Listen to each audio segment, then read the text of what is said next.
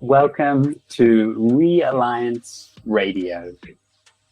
This is a podcast program where we explore regeneration in contexts of disaster and displacement, and also development.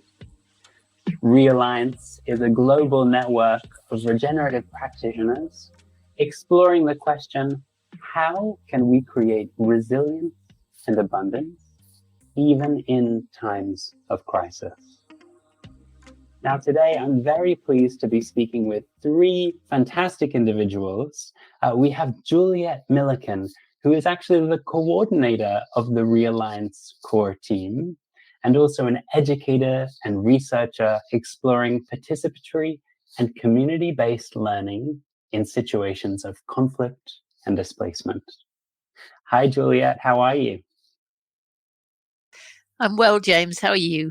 Great, thank you. Good to have you here. We have Shaher Abdulatif, the Director of Syrian Academic Expertise, SAE, and an agronomist with a research focus on food security and livelihoods in Syria. Shaher and SAE recently worked with Realliance to train communities in northwest Syria in effective water use in agriculture. Hi, Shaher, how are you? Hi, James. Thanks, I'm fine. Thanks so much for being here. And we have Richard Lapp, a humanitarian practitioner who has worked with a number of large NGOs and agencies with a speciality in water harvesting. How are you, Richard? James, greetings. Really nice to be here with everyone. All fine, sitting in the very wet Wales at the moment, so no shortage of water here today.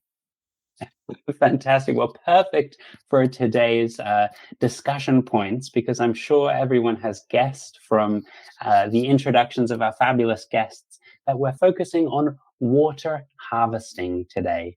So in fact, Realliance has been working with the wonderful Shaher and Richard on a project about bringing together guidelines of working with water, especially in settlements and informal or formal settlements. Juliet, can you tell us a bit about these guidelines? What are they and what do you hope to achieve with them? The guidelines originated initially with a request from somebody who'd seen some of our work in a publication talking about regenerative response and gardens in refugee camps, and contacted us to ask whether we could do some work with them piloting food growing in Syria. In camps close to the border, close to Gaziantep, just over into the northwest of Syria, and whether we could look at sources of water for growing food. There's a lot of interest across the world in gardening, in camps and in displacement, but water, which is very often needing to be shipped in and shipped out of particular areas, is in short supply. And as we all know, plants need water. So they were keen to work with us to pilot ways of preserving, harvesting, and reusing water to grow food. That was the beginning of this work, and we experimented with 3 sites. Our partners, Richard and Shaher, of course, were ideal partners to work with us on this. Shaher, because of his Syrian heritage, his familiarity with the region, his background in agriculture and food growing, and Richard for his vast experience in working in WASH, in humanitarian response across the world. So we partnered with both of them to pilot this project and to look at ways of growing food, and then looked at putting together the results of our research around what seemed to work best in a package and in a way that could be used locally by those working in the area. That was the original intention. But as we did it, we began to think these could have a use beyond and outside this particular project. Part of Realliance's broader work is to support regenerative response to disaster and displacement. And although the international community has had for a long time, since 2016, the intention and the agenda to localize aid and to localize those responding to aid and spend more money on community groups, there's not a lot of support out there for such groups who are the first responders very often in crises, many of whom are the kinds of people that Realliance works with anyway. Community responders are the first on the ground. They are the most familiar with the region and the needs of the region and its people, and they stay way after the international response leaves. So these are one of our core groups that we want to work with and support going forward. So we felt once we'd assembled these guidelines, perhaps we could develop them into a format that was adaptable to different contexts that we could make widely available through Realliance, but also through other international networks. So you're saying that the guidelines were designed to be used more by maybe grassroots practitioners or community responders rather than the larger agencies?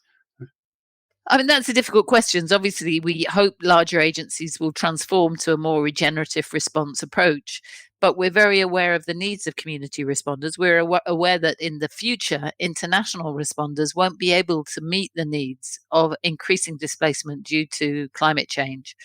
But also, we're aware of the importance of localizing aid, localizing response, and supporting people on the ground to do it better. So while I would say that the grassroots organizations were our prime target, we'd be delighted if other people also used our guidelines and began to look at how they would work in their own contexts, but with the hope that they would begin to devolve power to locals working in the area to try and implement some of them. And of course, I mean, it sounds like there could be a lot of positives coming out of localizing response in the sense that it's emerging from community and decisions are being made by the people who are affected. But how you also framed it, Juliet, in terms of the sobering fact that with increasing climate chaos, most probably agencies won't be able to cope with the demand. That's quite sobering. Well, we saw that in the COVID pandemic when international organizations were unable to travel, and a lot of that task fell to people on the ground to respond, yes.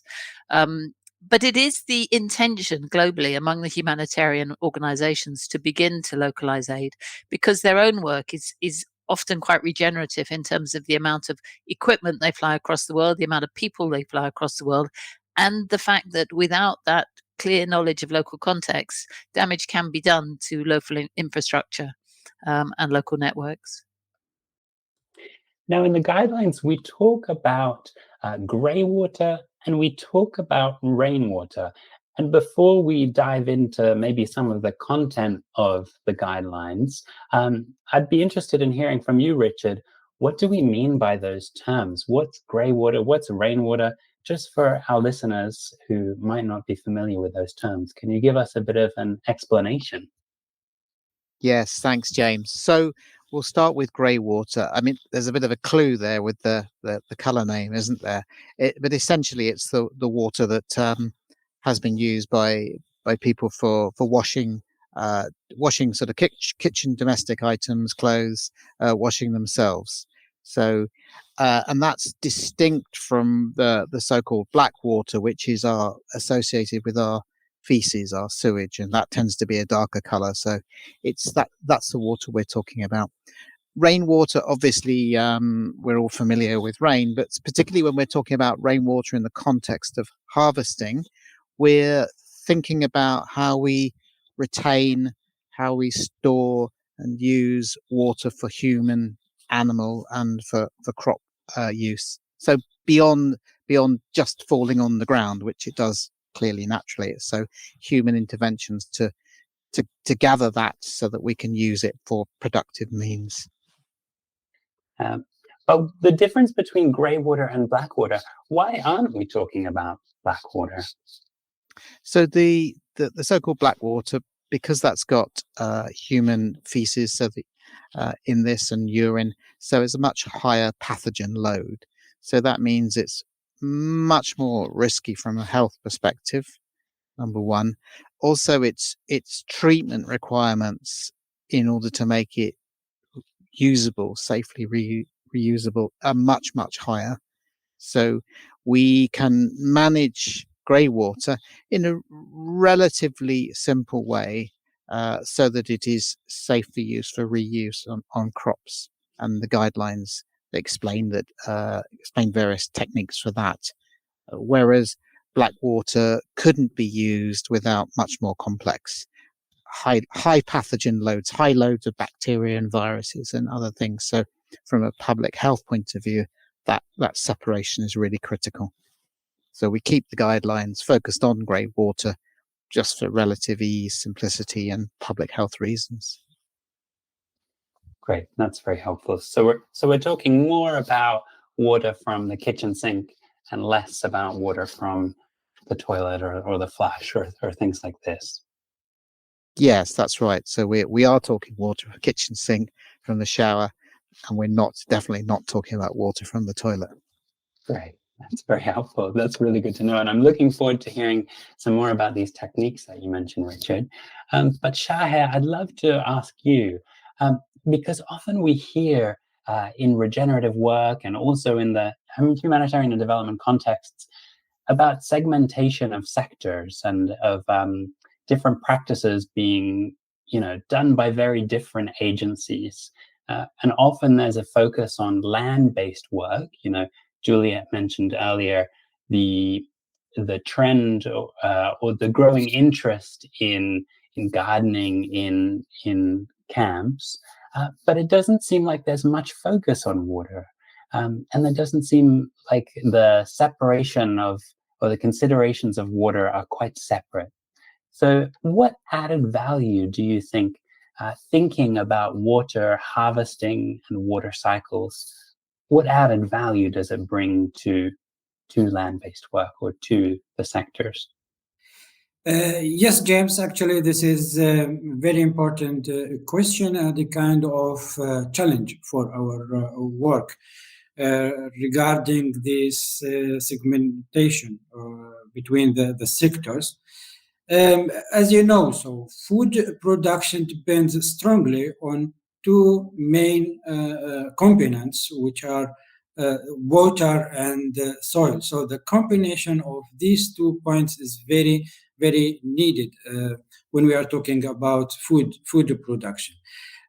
Actually, when we are talking about water in such conflict area or in normal even situations, we are talking mainly, as I think, about at least 5 sectors. The wash cluster, the shelter cluster and camp management, the health cluster as well, early recovery, and the main sector here is food security. So the linking, I think, all those sectors are water. For example, when we are talking about wash cluster, so the main task of this cluster is to provide water for the people in camps or in rural areas, where it is needed.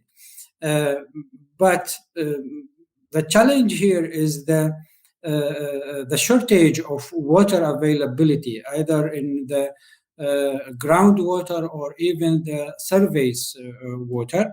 And also, water transportation is so expensive. Try to imagine. So a lot of millions spent every year just to secure the required water quantity in the camps. So myself, I surprised from this amount of costs, right?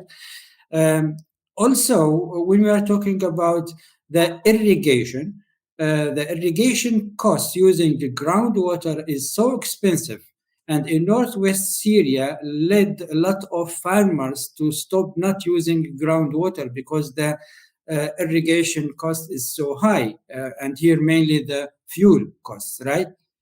And also we in northwest Syria, again, as a special area we are talking about.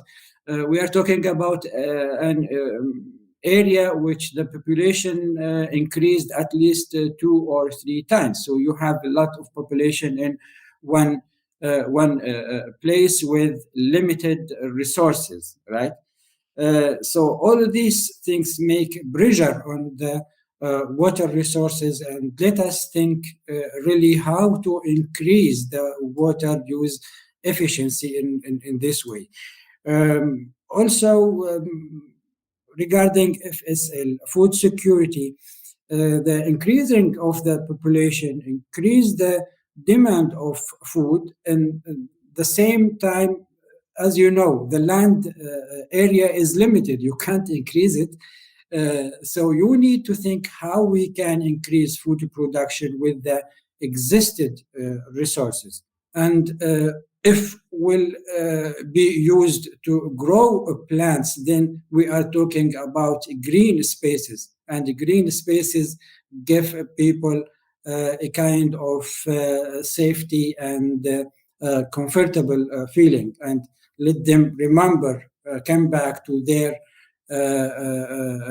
natural life as farmers or in rural as they used before the displacement. If we are talking about the displaced people, I mean, to reuse the gray water or the rain harvest water, we create not only opportunity to produce food and improve the food security and the nutrition of the people, but also we create work opportunities for those people. And maybe here is linked directly to the early recovery also sector.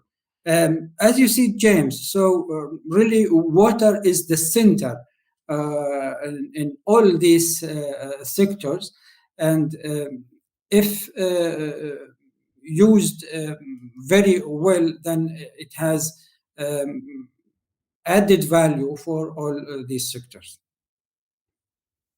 I like how you put it, that water is the center and it can add so much value.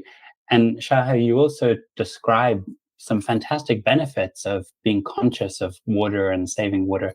You describe green spaces, which can also be good for people's mental well-being as well as food security, you know, remembering the green spaces from before people were displaced. So I guess my question is, why is there so much separation? What are the barriers to using water effectively? Well, I think it is structural and organization barriers, because each sector has specific tasks or priorities, especially in conflict or crisis situation. So, and we are now trying to introduce these links between all these sectors to say, look, people, well, you spend a lot of money to transport the water to the camps, to the people.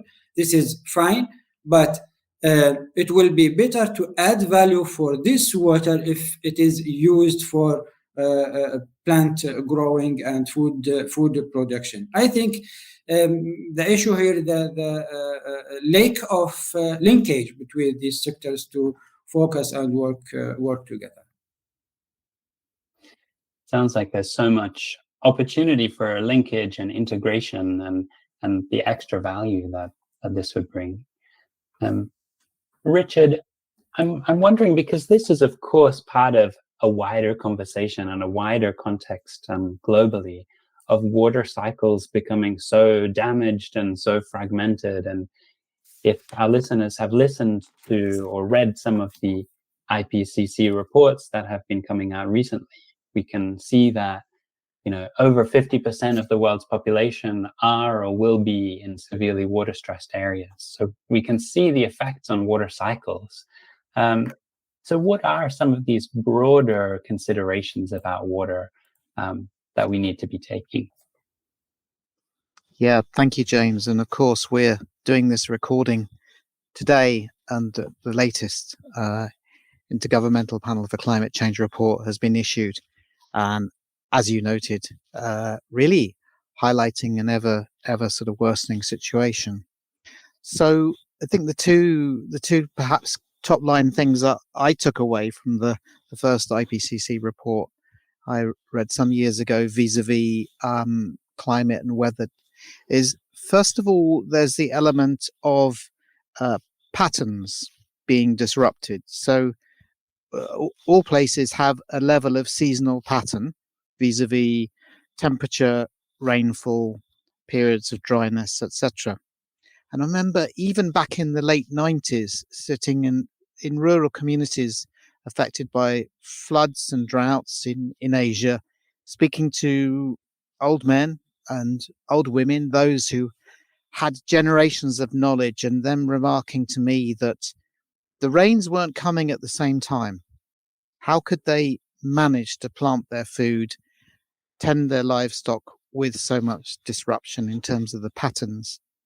The other significant thing that we're facing is the intensity of events that are changing.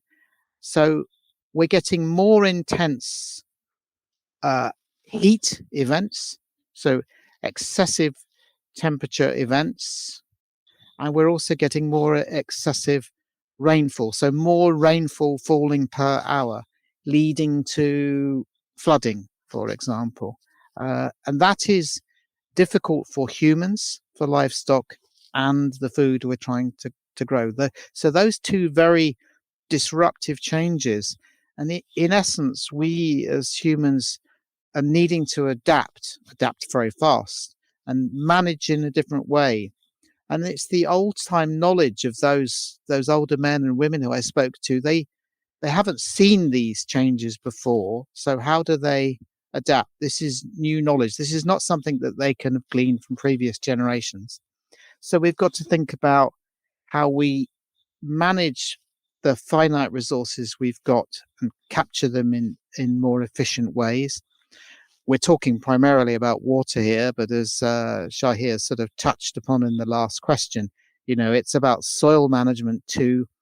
And we certainly know we're going to have to adapt what sort of plants we're cultivating and when we're cultivating them. So it's the water management, it's soil management, and it's also the types of food and indeed types of livestock.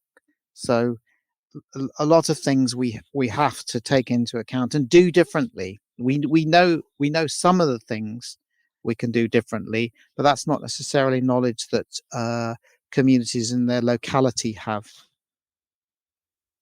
I'm wondering as well, Shaher, if this is something you're noticing with people that you've been working with in Syria. Have there been these big changes, and how have people been adapting? Yes, James. Again, a lot of learned lessons we get from the project that we are working on or worked on. We noticed that the people used their knowledge, their traditional knowledge. And here maybe to mention that the most of the population, the Syrian population, are farmers or comes from rural areas. So they are aware how to cultivate and how to use the water, etc. So, for example, as I mentioned before, when the farmers not able to irrigate their crops, then they change their crops, types of crops, not to cultivate a lot of crops with high need of water, etc. Also, to use the Greywater, it is existed in the culture, but it is not safety enough, and that's why we are working to improve actually this practice, this traditional practice. We don't introduce something to them new. It is existed, but just we try to make it more safety for them. Also, such practices, I can mention that to use local seeds, so not to use the hybrid seeds. It is as it is known that the local seeds are most resistant to pests, to diseases, but also to the climate change, resistant to drought, and can survive at either less water or high temperature. In our region, we have two main challenges related to climate change. One of them, the less of rainwater, but also the other one, the high temperature in summer, for example.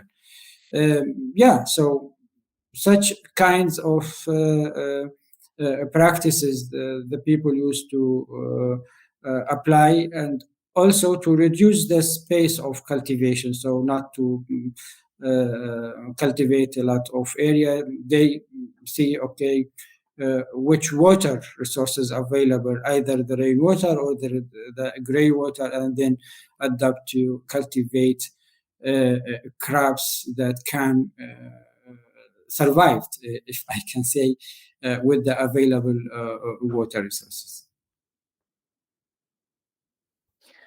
That's a really helpful comment. And I like especially how you were talking about the use of local seeds, which adapt so well over the time they're grown to the local context. And that's a really helpful tip. Richard, what would you say to people who are dealing with these very big, very immense changes? Humans are very adaptable. We know that. I'm sure we know that on an individual level, and there's studies have shown that. These are huge challenges. So I think that the key thing I would say is that collaboration will put that adaptation more within reach than doing things in competition. So collaboration and understanding that we have as a species this capacity, and we'll also have to draw out and use our creatives in our midst to find these solutions as well. So those are the key things I would recommend. Juliet, I'm also curious from an education perspective, because you've worked, of course, in the learning sphere for a while, and I'm wondering, as people adapt, how do you communicate that in ways that are effective? We've been looking in Realliance at ways in which people communicate and learn from each other. Human beings tend to learn best by seeing. There's a lovely proverb that I've often used in teaching, which is, I hear and I forget, I see and I remember, I do and I understand.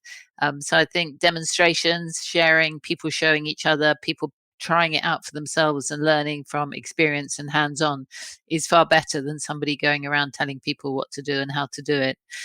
So we've looked in Realliance at demonstration gardens, demonstrating different ways of doing things, encouraging people to visit, to talk, to have hands-on, to see something locally working. I know Shahir's worked with local farmers radio, having farmers share their experience over the radio with each other, and through making his own podcasts, which people can log into on mobile phones to share information that way.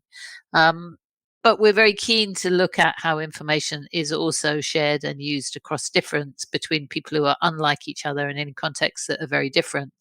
What's the best way to distill core central messages and share them to other very different contexts, so that people can learn from that, but also adapt to meet their own context in that way. I think that's a very good point about how do you adapt to local context and the uniqueness of the different place and people and cultures that you're working with. I'd love to ask a question about this, but first of all, I feel I have to commend you all on the amazing guidelines and all the great techniques that are listed in the guidelines. I just think they're so fantastic. There are so many techniques that people can use and apply to their work, to their communities. But Shahir, I'm wondering, what are your tips? What are your ideas of how you can tailor the different tools in the guidelines? How can you tailor them to different contexts? Yes, James. So really what I learned from the project we did, that to let people decide how and what they grow. It was very, very important. We provide them some advices to have, for example, different nutrition value. I mean here to cultivate different crops, not only one crop. So depends on the people culture and the people practices, what they had really, and just try to motivate them to use what was they had culturally. So this is one of the things I feel it's very important to have a successful project at the end.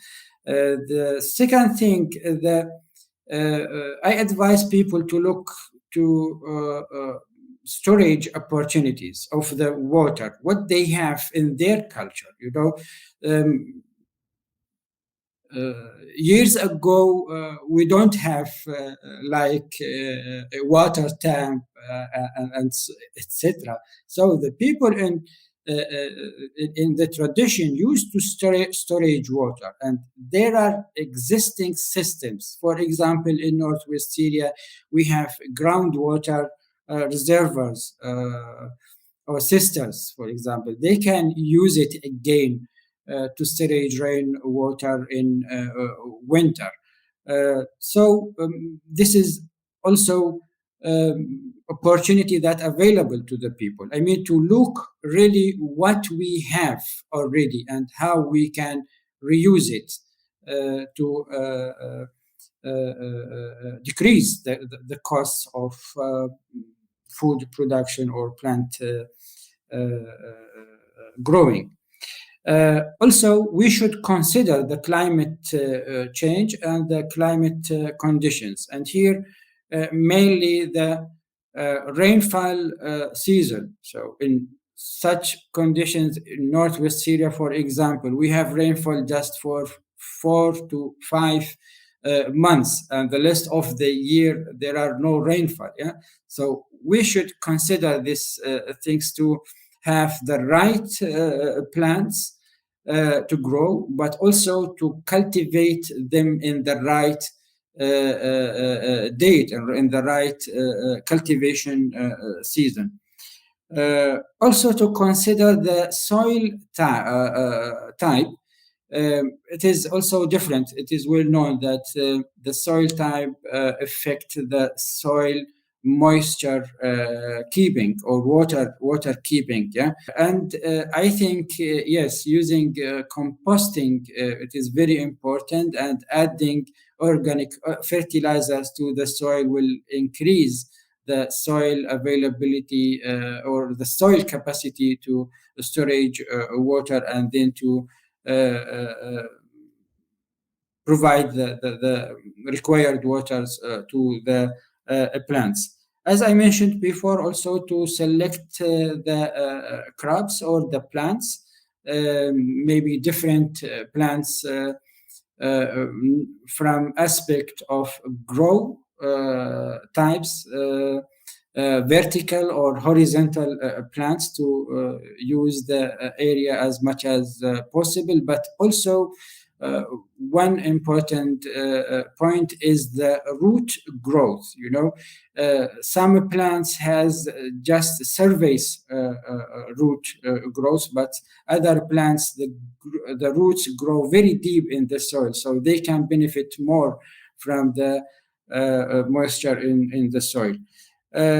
Also, the Greywater, I would encourage people to use Greywater in very simple way, as we introduced, and also to look at available resources in our environment where we are living, at home or at camp, etc., to use the containers, to collect the water in small tanks and then irrigate the plants. All these things.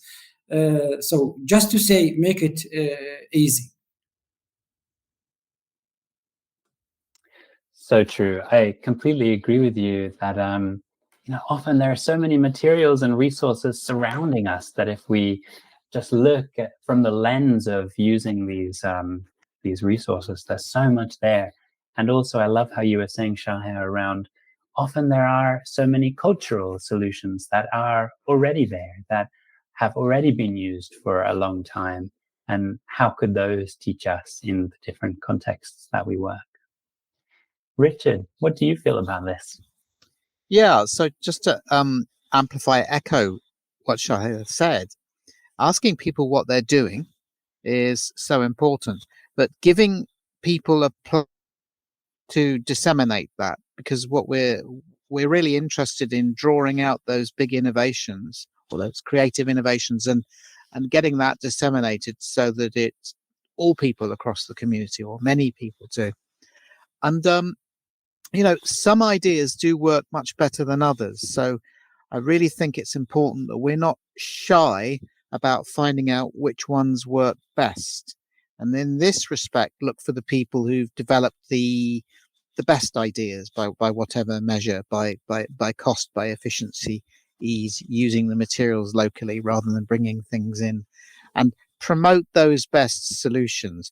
That might need a discussion. You might need to have a discussion in the community. Well, what is best? But I think acknowledge that there's some great stuff, and there'll be some stuff that probably doesn't work well enough.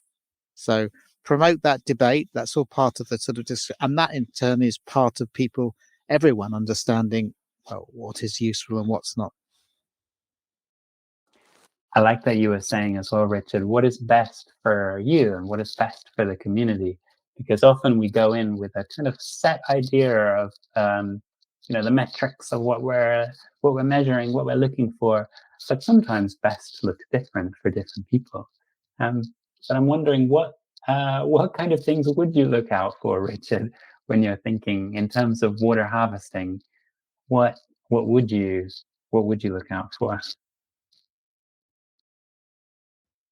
Well, in terms of the guidelines start off with the working out what is your need, so how much food you have to cultivate. So there's no point harvesting greywater or rainwater, which requires time, money, and effort to some extent, unless you're going to utilize it. So start out with your demand.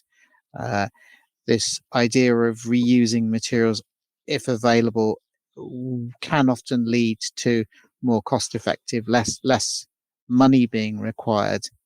There's often more time required, but many of these situations, people have more time and less cash. So I think being creative and working with materials in the locality. In terms of the greywater, the techniques as removing the grease and the solids is important, straining that out, otherwise things will clog up. And subsoil irrigation, in other words, the delivering of the greywater and indeed the rainwater to the roots, is both better.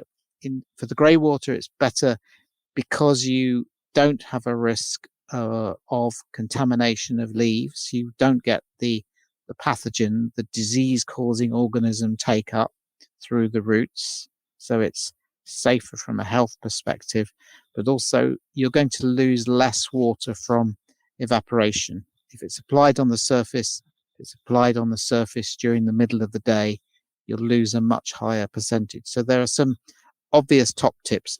Most of this will be known to people, but I think it's really to amplify that. And there might be some new techniques that you'll have a few early adopters, those creative pioneers.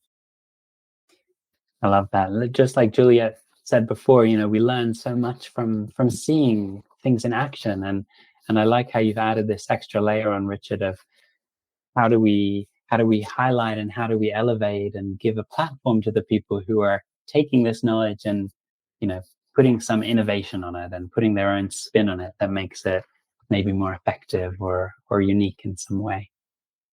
Very interesting. And Juliet, we've heard from both Richard and Shahir about tailoring the content of these guidelines to different contexts and questions we might ask.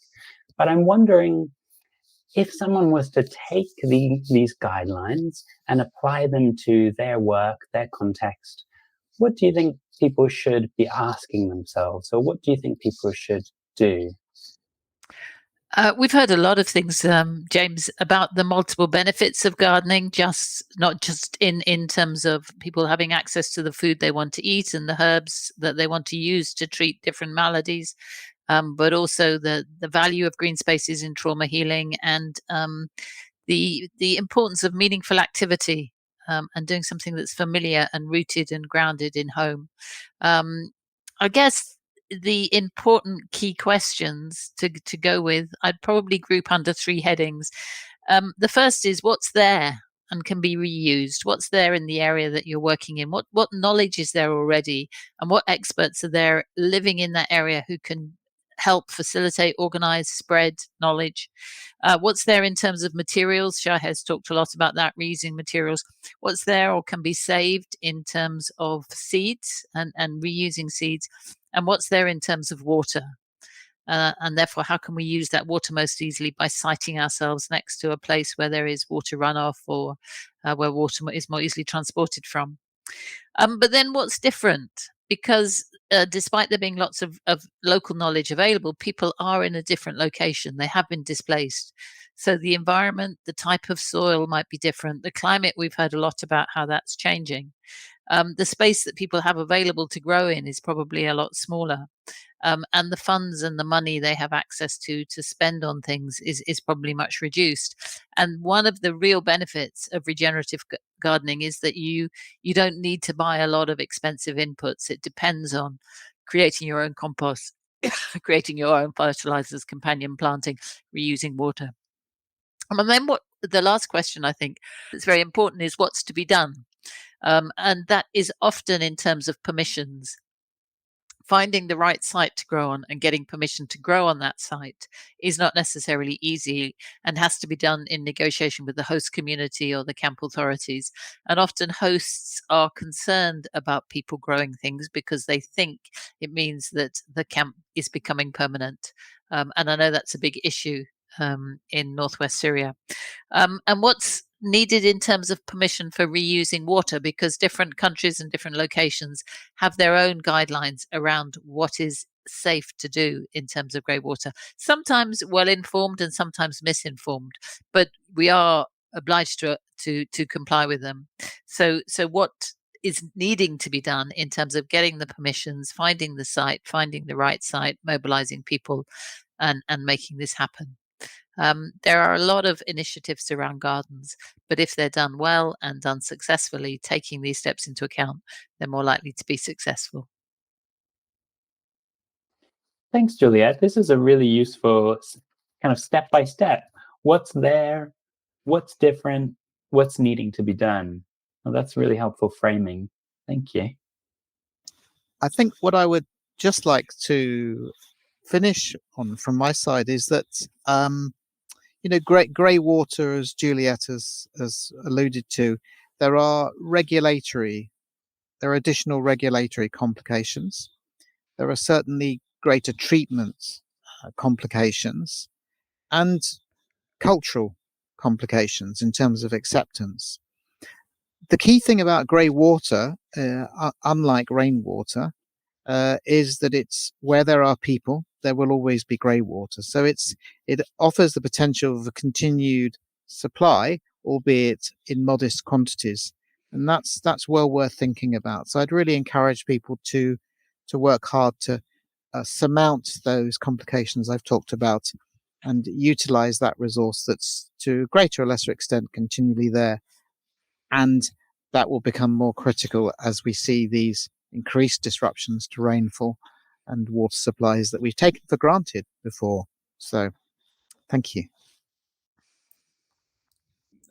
Regarding the climate change and the damage in water cycles, the rethinking about water reuse and increase the water use efficiency, it is not an option. It is not an option, but we have to think about this. It is not a kind of luxus, and so but we have to think about the future for our planet and for the next generations. Thank you. Thank you so much, Shaher, Richard, and Juliet. I think that rounds it up so well that, like Shaher said, with the ongoing climate crisis and the worsening climate crisis, this isn't just something that we could be thinking about, but something that we need to be thinking about, using water effectively and efficiently. And like Richard so eloquently put, where there are people, there is Greywater. So what a great opportunity to help close these need cycles and create a great resource that can support people in so many different ways. Yeah, thank you. Great pleasure to work on this, and I wish all those harvesting their grey and rainwater great growing success.